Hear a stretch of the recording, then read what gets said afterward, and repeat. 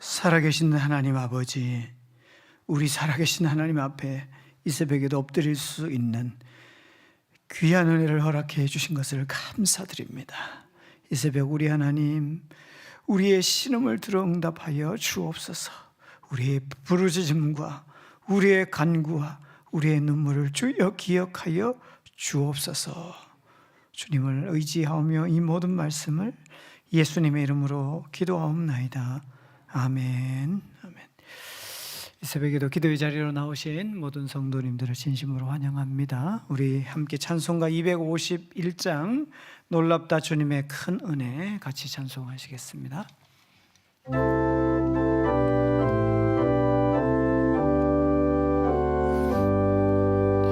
놀랍다 주님의 큰 은혜, 우리의 죄를 속하시려 갈보리 십자가 위에서 어린 양 보혈을 흘렸네. 주의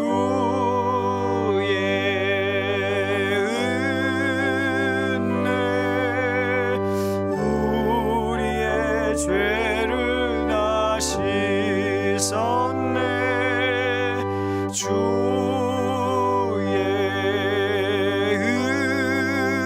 은혜, 우리의 죄를 다 씻었네. 죄악은 성난 파도같이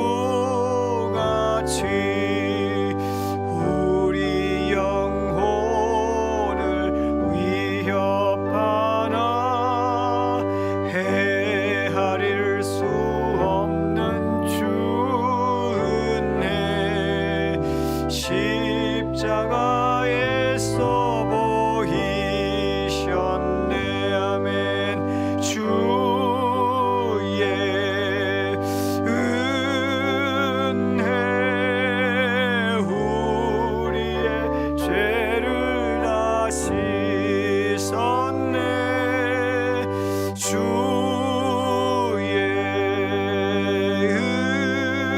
은혜, 우리의 죄를 다 씻었네. 죄악에 물든 영혼들을 주께서 피로 씻으시네. 지금도 흐르는 그 피에 눈보다 더 희게 씻으라. 주의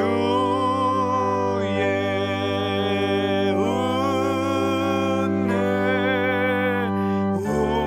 우리의 죄를 다 씻었네. 주의 은혜, 우리의 죄를 다 씻었네.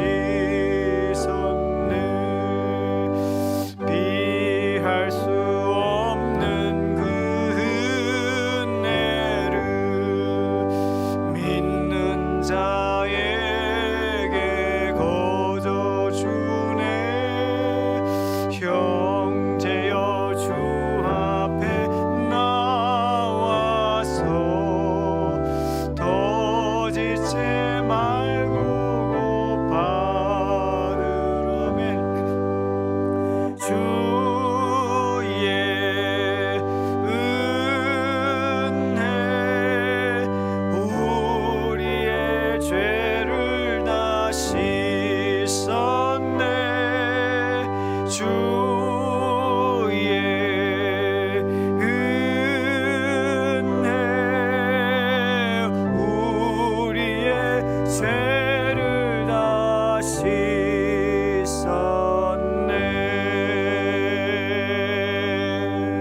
아멘. 우리 말씀 보시겠습니다. 오늘은 사무엘하 13장 30절에서 39절까지 말씀입니다. 함께 교독하여 보겠습니다. 사무엘하 13장 30절에서 39절 말씀입니다.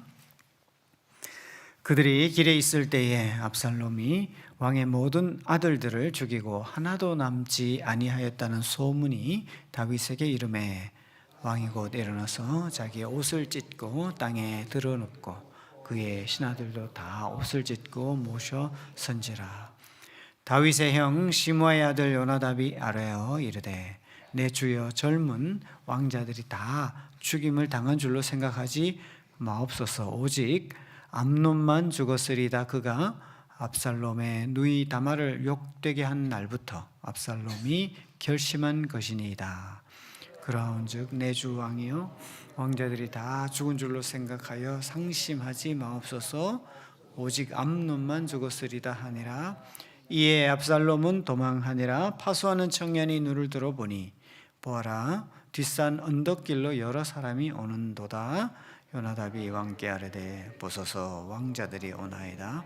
당신의 종이 말한 대로 되었나이다 하고 말을 마치자 왕자들이 이르러 소리를 높여 통곡하니 왕과 그의 모든 신하들도 심히 통곡하니라. 압살롬은 도망하여 그술왕 암미울의 아들 달메에게로 갔고 다윗은 날마다 그의 아들로 말미암아 슬퍼하니라. 압살롬이 도망하여 그술로 가서 거기에 산지 3년이라. 함께 보겠습니다. 다윗 왕의 마음이 압살롬을 향하여 간절하니 암논 이미 죽었으므로 왕이 위로를 받았음이더라. 아멘. 오늘 함께 묵상하고 보는 말씀은 지난 토요일 우리 날샘 본문에 이어지는 거죠. 특히 13장 30절 앞에 29절을 보면 29절에서 다윗의 이 셋째 아들인 압살롬이 자신의 형 다윗의 첫째 아들이죠. 다윗 첫째 아들 자신의 형 암논을 죽이는 장면이 나옵니다. 이렇게 압살롬이 형을 죽인 것은 형 암논이 압살롬 자신의 여동생 다말을 범한 것과 그 이후에 또 다말을 미워한 일에 대한 그 누구에게나 정말 없을 수 없는, 그게 나의 일이라면 나에게도 정말 이 끔찍한 일에 대한 그 복수로 이 형을 죽이게 된 것이요. 지난 본문에서 우리가 묵상하셨듯이 이 당시에 중동에서 이 목축업을 하는 상황에서 양털을 깎는다는 것은 정말 큰 행사입니다. 집안의 축제이고 마을 잔치도 되고 정말 기쁜 날이고 그렇죠. 압살롬은 이런 기쁜 자리, 정말 모두가 좋아하고 축제로 벌일 수 있는 이런 자리를 이용해서 확실한 복수를 하려고 기획하고 그리고 실행을 했습니다. 이 형제를 살해하는 이 비극은 다윗이 범죄함 때문에 받게 된 심판, 앞서 우리 묵상하셨죠. 사무엘하 12장 10절 말씀에 보면 칼이 내 집에서 떠나지 아니하리라 했던 그 말씀대로 형제간에 죽이는 이 비극이 바로 또 이렇게 일어나는 것을 보여주기도 합니다. 오늘 본문은 이로 인해서 암논이 죽게 된 일이 다윗에게 이제 이 소식이 전달되는 과정, 그 비극의 소식이 전해지는 상황을 다루고 있는데요. 오늘 본문을 통해서 두 가지 정도 묵상하면서 기도의 제목을 삼으면 좋겠습니다. 첫째는요, 참 회개에 이르게 하여 주옵소서, 이런 기도 제목으로 요약하고 싶습니다. 참 회개에 이르게 하여 주옵소서. 압살롬이 형 암논을 죽였다는 소식이 전해지자 다윗이 한 행동인데요, 31절에 기록하고 있죠. 왕이 곧 일어나서 자기의 옷을 찢고 땅에 드러눕고 그의 신하들도 다 옷을 찢고 모셔 선지라, 이렇게 되어 있습니다. 이 31절에서 다윗이 옷을 찢는 행위를 슬픔, 회개의 모습보다는 슬픔, 강한 슬픔, 어떤 거죠? 정말 충격이죠. 자, 이렇게 되어 있습니다. 모든 형제들이 다 죽었다 이런 소식을 듣게 된 거죠. 30절 보면 압살롬이 왕의 모든 아들들을 죽이고 하나도 남지 아니하였다는 소문을 듣게 되었어요. 이 소문을 들은 다윗으로서는 정말 충격받지 않을 수 없죠. 이게 사실이라면 쓰러지지 않을 사람이 없을 겁니다. 다윗은 정말 쓰러졌습니다. 이 사건에 대한 소식을 전하는 상황 연장선에서 37절에 가면요, 다윗의 이 슬픔의 이 충격적인 상황이 조금 이상한 방향으로 흐르는 것을 본문이 보여주는데요.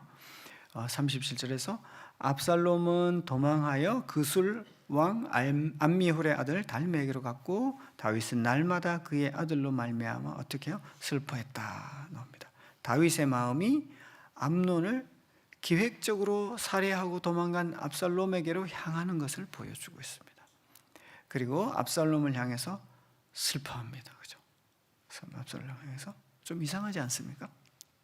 형제를 죽인 살인자 압살롬을 향해서 마음이 가고 있고 그를 향해서 슬퍼하고 있고, 그리고 더 나아가서 38, 39절에서는요 왕이 압살롬을 향해서 더 적극적인 마음을 갖고 있는 것으로 본문이 기록하고 있죠. 38절을 보면 압살롬이 도망하여 그술로 가서 거기에 산 지 3년이라 다윗 왕의 마음이 압살롬을 향해서 간절하니 암논은 이미 죽었으므로 왕이 위로를 받았다 이렇게 기록하고 있습니다. 3년 정도의 시간이 지났으면 또 위로가 될 수도 있지만은 참 이것도 쉽지 않은 것 같습니다. 아들이 그것도 형제간의 살해 사건으로 이렇게 죽었는데 말이죠. 여기 39절에서 다윗의 마음이 압살롬을 향해 간절하다 이 표현은요, 다윗이 압살롬에게 반로하기를 쉬었다 이런 뜻을 갖고 있습니다. 노를 바라길, 분노, 압살롬에 대해서 이 치밀어 오르는 분노를 그치게 되었다, 쉬게 되었다 이런 의미를 갖고 있습니다.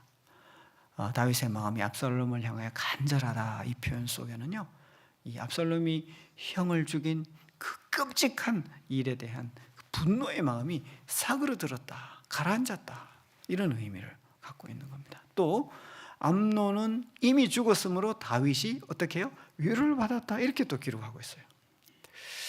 적지 않게 의외의 모습을 보여주고 있습니다. 이 31절에서 정말 찢으면서 두려우면서 충격적인 슬픔에 빠졌던 것과는 사뭇 다른 그런 바뀐 다윗의 모습을 보여주고 있습니다. 어떻게 된 걸까요? 본문에서는요, 3년이라는 시간의 길이도 적지 않다면 적지 않은 시간도 표시하고 있지만은 31절의 그 절규와 절망과 37절의 이 미묘한 37절 이하에서 이 미묘한 다윗의 변화의 모습, 그 중간에 본문이 크게 두 가지를 기록하고 있는데요. 하나는 모든 아들이 죽은 것이 아니라는 것을 알게 됐죠.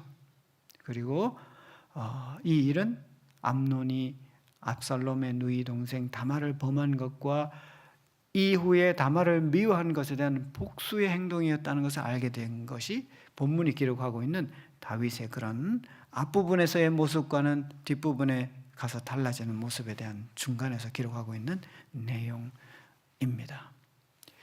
그리고 나중에 보겠지만 다윗은 압살롬을 아주 그리워하는 것을 또 보여줍니다. 우리 사무엘하 본문에서요. 아마도 오늘 본문이 들어있는 이 13장 그리고 그 다음 13장 25절에 가면요, 압살롬에 대해서 이렇게 놀라운 기록을 하고 있죠.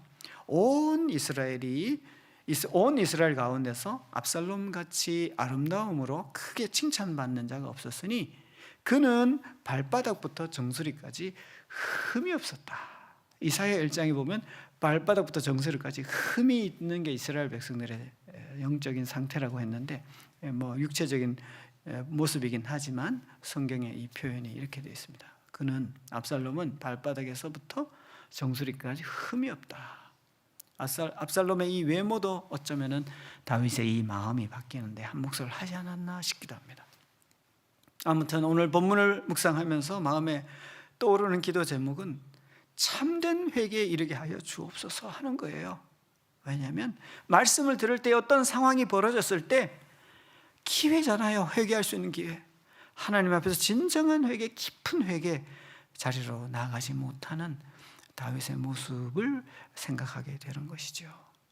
공생애를 시작하신 예수님의 첫 번째 선포가 무엇인지 다 들어보셨죠?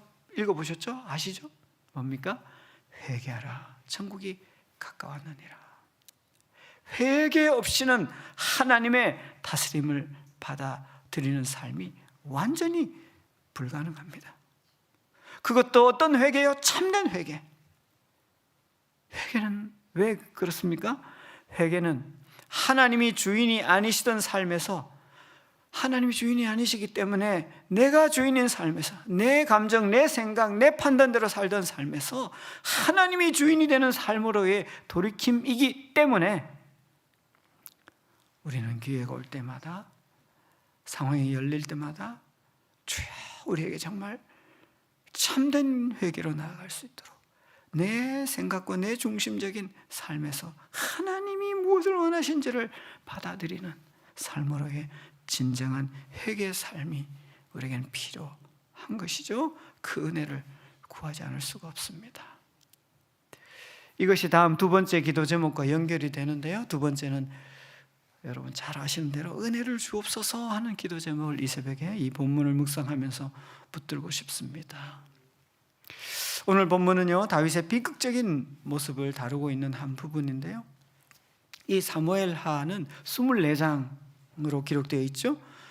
그런데 그 24장 전체가 다윗 이야기라고 할 수 있습니다. 다윗이 사무엘하 전체에 등장한 중심 인물이죠. 사무엘하의 시작은 다윗이 아말렉을 쳐서 이기는 장면으로부터 시작합니다. 사울은 죽고 다윗이 왕이 되는 사건이죠. 그리고 마지막 부분은 다윗이 찬양하고 다윗이 인구조사하고 하나님의 심판인 역병을 받고 또 중지되고 하나님의 자비를 경험하는 그런 걸로 이제 사무엘하가 이렇게 쭉 펼쳐지는데요. 사무엘하 본문 가운데서 전반부 10장까지 1장에서 10장까지는 말하자면 다윗의 승리 시리즈라고 할 수 있을 만큼 다윗이 왕이 되고 어디 가나 승리하고 하나님이 함께 하시고 정말 믿음의 아름다운 모습을 보여주는 본문이라고 할 수 있습니다. 그리고 후반부 사무엘하 21장에서 마지막 24장까지도 다윗이 기브온 사람들의 억울함을 해결해 주기도 하고 22장에 가면요, 여호와께서 다윗을 모든 원수의 손과 사울의 손에서 구원하신 그날의 다윗이 노래의 말씀으로 여호와께 아뢰는다 해서 다윗의 승전가가 나오고, 또 23장으로 가면 다윗의 마지막 말이라 이렇게 시작하면서 다윗의 그 위대한 훌륭한 용사들을 쫙 얘기하고 정말 다윗의 대단한 모습들을 보여주죠. 그리고 마지막 24장도 다윗이 인구 조사를 하는 이 시험에 빠지지만은 하나님의 자비를 받는 모습으로 사무엘하가 전체가 기록됩니다. 이렇게 전반부 1에서 10장 다윗의 놀라운 승리를 말하죠. 후반부 21에서 24장 다윗의 승전가가 나오고 하나님의 자비를 받는 모습이 나옵니다. 그런데 중반부 이 10장, 11장에서 20장까지는요, 말하자면 흑역사라고 할 수 있습니다. 흑역사, 다윗의 흑역사. 이 중반 부분에 기록된 사건들과 관련해서 다윗의 시들이 많이 있죠. 대표적으로 이 사무엘하 12장 다윗이 밧세바와 동침한 사건을 배경으로 해서 회개를 보여주는 시편 51편, 또 사무엘하 15장 다윗의 아들 압살롬의 반역을 배경으로 하는 시편 3편. 그렇죠. 이 다윗의 앞부분 1에서 10장 사무엘하 전반부인 다윗의 승리, 그리고 다윗의 후반부 21장에서 24장 다윗의 승전가, 그 사이에 그 중앙에 중심에 무엇이 있는가라고 볼 수 있어요? 사무엘하에서는요, 다윗의 엄청난 실패가 있는 거죠. 다윗의 죄악이 있고 다윗의 절망이 있고 다윗의 슬픔이 있습니다. 사무엘하에서는 이 어두운 대목이라고 할 수 있는 이 중반부 다윗의 생애 타락과 죽음과 반역과 도망과 슬픔의 역사, 그것도요 다윗 자신과 그의 자녀들을 중심으로 벌어지는 사건들을 배경으로 다윗의 탄식과 애절한 시들이 많이 만들어지기도 합니다. 더 이상 있어서는 다윗의 이 깊은 타락, 다윗의 이 비극들이지만 그럼에도 성경이 우리에게 소망을 보여주는 것은요, 이 과정에서 깊은 회개가 터지고 깊은 성찰이 일어난다는 것이죠. 하나님의 은혜만을 전적으로 의지하는 그 순도 높은 믿음의 내용이 이 시간들 속에서 만들어지고 올라가는 것을 보여주고 있습니다. 어제 주일 말씀에서도 로마서 강해를 통해서 선포되는 것처럼 우리는 분명하게 깨닫게 되죠. 성경이 왜 오직 은혜를 말할 수밖에 없는지, 왜 오직 은혜라고 고백할 수밖에 없는지, 우리는 만물보다 심히 거짓되고 심히 부패한 것이 사람의 마음이라 예레미야가 이미 선포하셨듯이, 정말 우리는 오늘 이 사무엘하의 이 중반 부분을 보면서 로마서가 선포하고 있는 우리가 오직 은혜가 아니면 안 되는 철저한 죄인이라는 그것에 대한 실증을 보는 것 같아요. 로마서를 중심으로 선명하게 선포되는 오직 은혜의 십자가의 이 복음에 대한 정당할 수밖에 없는 근거가 오늘 우리가 읽은 이 새벽 이 본문 속에도, 본문을 통해서도 우리가 증명을 받는 것 같습니다. 로마서 말씀에 그 실예라고 할 수 있죠. 모든 사람이 죄를 범하였으며 하나님의 영광에 이르지 못한다. 의인은 없나니 하나도 없으며 깨닫는 자도 없고 하나님을 찾는 자도 없고 다 치우쳐 함께 무익하게 되고 선을 행하는 자는 없고 하나도 없고, 이 말씀들에 대한 증빙 자료 같습니다. 우리가 죄인이라는 게 맞는지, 정말 이 성경의 말씀이 실체가 있는 주장인지, 우리의 상태가 정말 그러하다는 것이 무엇인지를 실물 교육을 통해서, 이 역사를 통해서 보여주는 것 같습니다. 우리를 정말 부인할 수 없게 만드는 논증 자료 같습니다. 여러분, 우리가 이 신약의 시대, 지금의 시대에 살고 있기 때문에, 그 옛날에 있었던 다윗 이야기이기 때문에 또 그렇다 싶은 생각이 들지만, 우리가 다윗의 시대에서 우리가 다윗이라면, 아니 다윗은요 성군이라고, 이스라엘 가운데서 가장 말하자면 상위고 정말 대표급이라고 할 수 있는 인물, 이 다윗.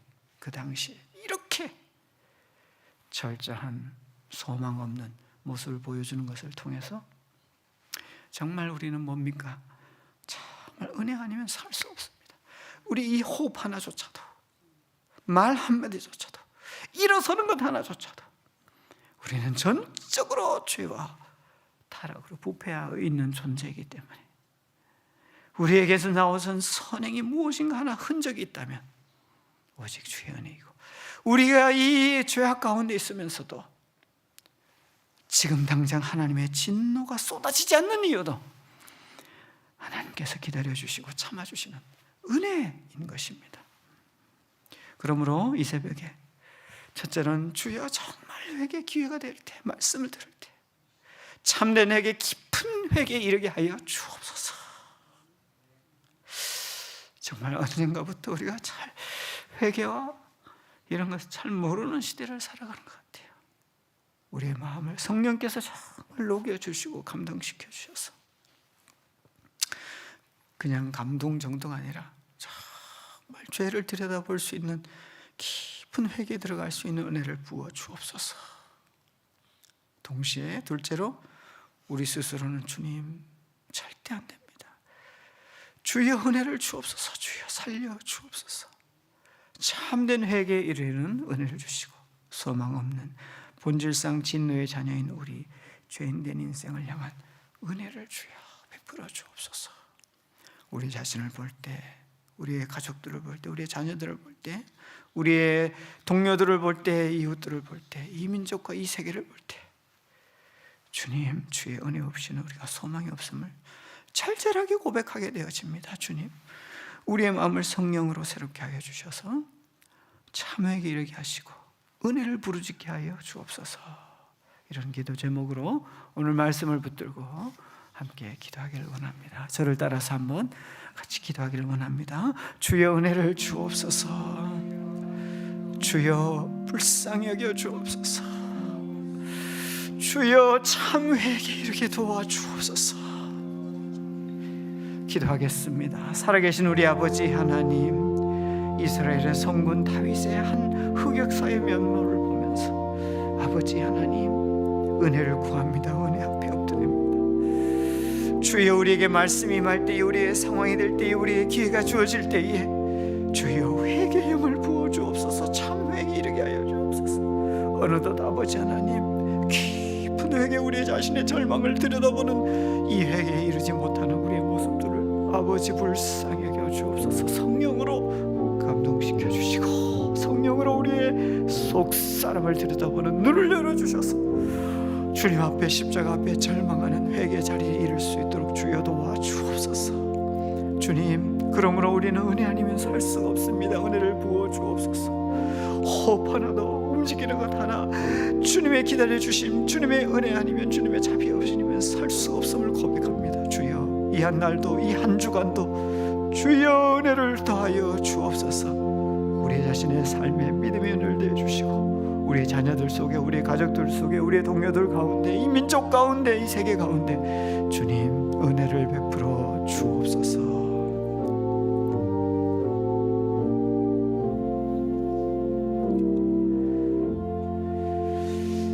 주님, 주일 로마서의 말씀을 통하여 우리가 얼마나 죄 아래에 있는지를 도전해 주시는 귀한 말씀을 만나는 이 귀한 은혜를 주셨는데, 주님이 말씀 앞에서도 우리의 마음이 정말 깊은 회개로 잘 들어가지 못하는 연약함과 안타까움 앞에 오늘 이 새벽 말씀을 묵상하면서 주님 앞에 기도를 올려드립니다. 우리 아버지여, 참 회개에 이르게 도와 주시옵소서.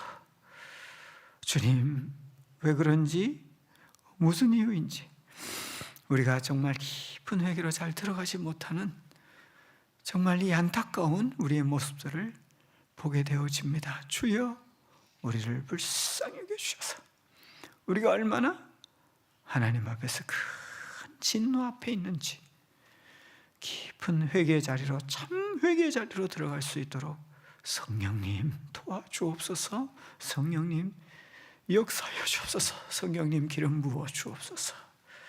주님, 그러므로 우리의 이 깊은 모습, 참 모습을 들여다볼 때에 은혜 아니면 살 수 없음을 절규하게 됩니다. 주여 은혜를 주옵소서.